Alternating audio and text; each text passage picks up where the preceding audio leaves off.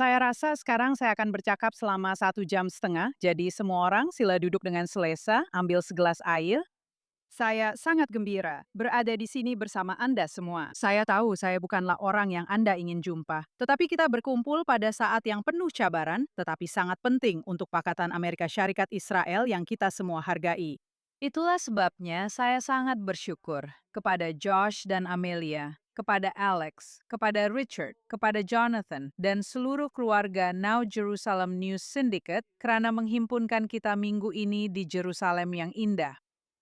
Dalam program tahun lepas, mereka meletakkan saya sebelum Mark Levin, dan saya pikir itu sudah mencabar. Tetapi mereka menaikkan lagi cabaran hari ini, walaupun dengan perubahan jadwal.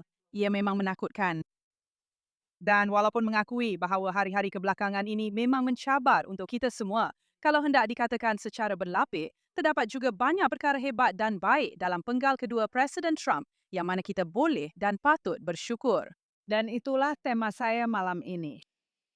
Pertama sekali, pentadbiran Presiden Trump bukanlah alternatif yang kita hadapi pada November 2024. Itu sahaja yang saya rasa perlu saya katakan tentang perkara itu.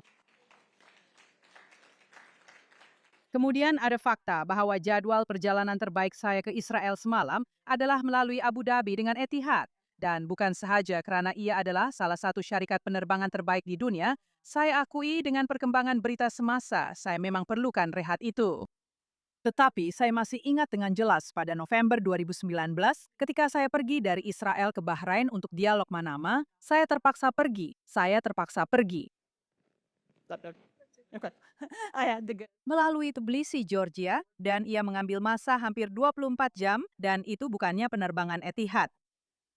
Saya membawa bersama saya apa yang akan menjadi draft pertama perjanjian Abraham untuk dikongsi dengan rakan sejawat dari Arab Saudi, Emiria Arab Bersatu, dan Bahrain. Satu fakta yang saya bocorkan kepada Axios pada masa itu, supaya saya boleh membuat nota kaki dalam buku terbaru saya.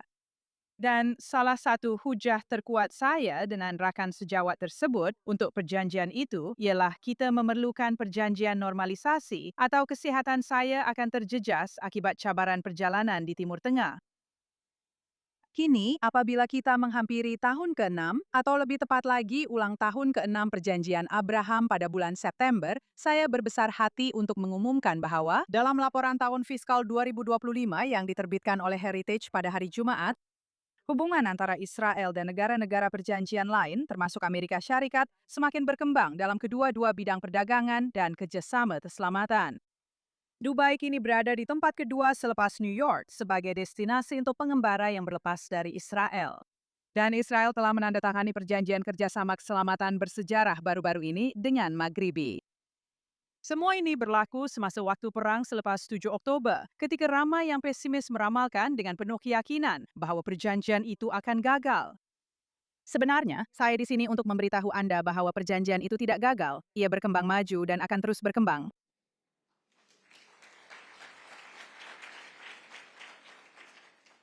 Seperti yang saya dan rakan sekerja saya, Asher Fredman, baru-baru ini tulis, perkembangan ini akan berlaku karena kepentingan diri negara-negara lain yang terlibat, yang melihat manfaat luar biasa daripada kerjasama dengan Amerika Syarikat dan Israel.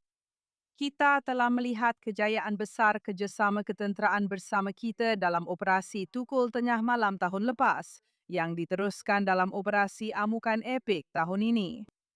Dan ia sangat menyentuh hati apabila membaca bahawa Israel telah menghantar Iron Dome ke Abu Dhabi, dikendalikan oleh askar IDF, untuk mempertahankan UAE daripada peluru berpandu Iran. Bagi kami yang telah bekerja dalam hubungan Amerika Syarikat Israel, sama ada di dalam atau di luar kerajaan dalam beberapa tahun kebelakangan ini, menyaksikan operasi bersama yang sangat berjaya ini yang menjadikan pakatan ini lebih hebat daripada jumlah bahagiannya amat memuaskan hati. Kami telah berharap ia akan menjadi begitu. Kami fikir ia akan menjadi begitu, tetapi kini kami tahu dengan pasti bahawa apa yang Amerika telah bina bersama Israel sepanjang 40 tahun yang lalu benar-benar merupakan satu kejayaan yang luar biasa. Dan kesan kuasa ini telah diperhatikan bukan sahaja di Tehran, tetapi juga di Moskow dan Beijing, apatah lagi di Havana. Tahun lalu, rekan sekerja saya, Rob Greenway dan saya menerbitkan satu laporan berdasarkan kerja kami semasa penggal pertama Trump mengenai strategi ASEK Israel yang lebih luas, yang pertama kali pernah dimiliki oleh Amerika. Presiden Trump menandatanganinya pada Desember 2020, tetapi pengganti kami, seperti yang dijangka, membuangnya ke dalam tong sampah. Apabila Rob dan saya berada bersama di Heritage pada tahun 2023, kami memutuskan untuk menghidupkan semula proyek itu dengan tujuan untuk memetakan era baharu itu. Itulah tajuk persidangan JNS tahun ini. Menjelang ulang tahun ke-100 penubuhan negara modern Israel yang sudah tentu akan berlangsung pada tahun 2048, dan saya tidak sabar untuk bersama Anda semua di sini untuk meraihkannya.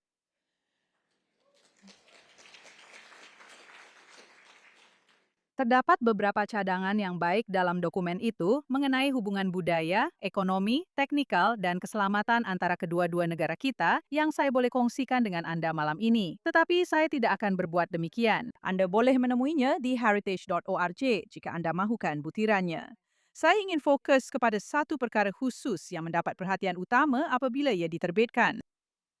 Seperti yang kami cadangkan dalam strategi 2020, Rob dan saya mengesyorkan agar Amerika Syarikat dan Israel mula memindahkan bantuan keselamatan yang diberikan Amerika kepada Israel daripada pembiayaan ketenteraan asing atau FMF kepada jualan ketenteraan asing atau FMS dalam tempo kira-kira 20 tahun secara berperingkat, kira-kira dolar 250 juta setahun yang kemudiannya akan dilaburkan ke dalam program ketenteraan bersama.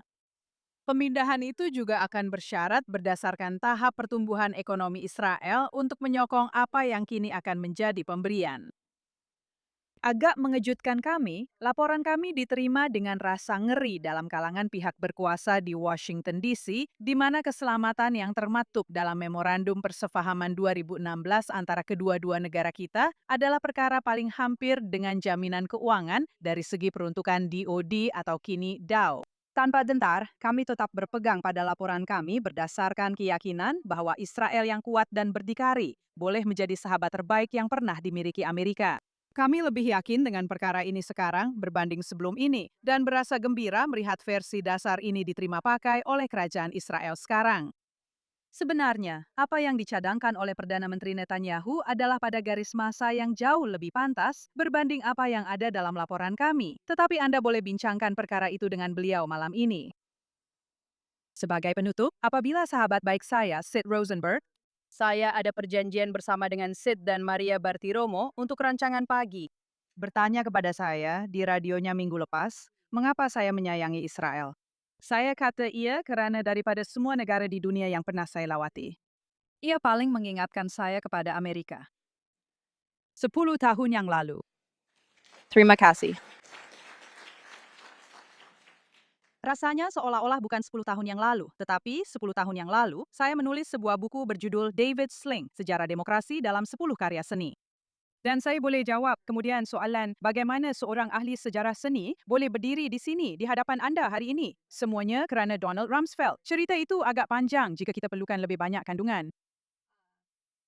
David Sling, Sejarah Demokrasi dalam 10 Karya Seni, mengenai bagaimana sistem pemerintahan bebas mempunyai cara yang pelik untuk berubah menjadi negara yang sebenarnya tidak mempunyai kebebasan. Ia berubah daripada negara-negara yang sebenarnya langsung tidak sepatutnya wujud kepada berkembang maju melebihi segala jangkaan.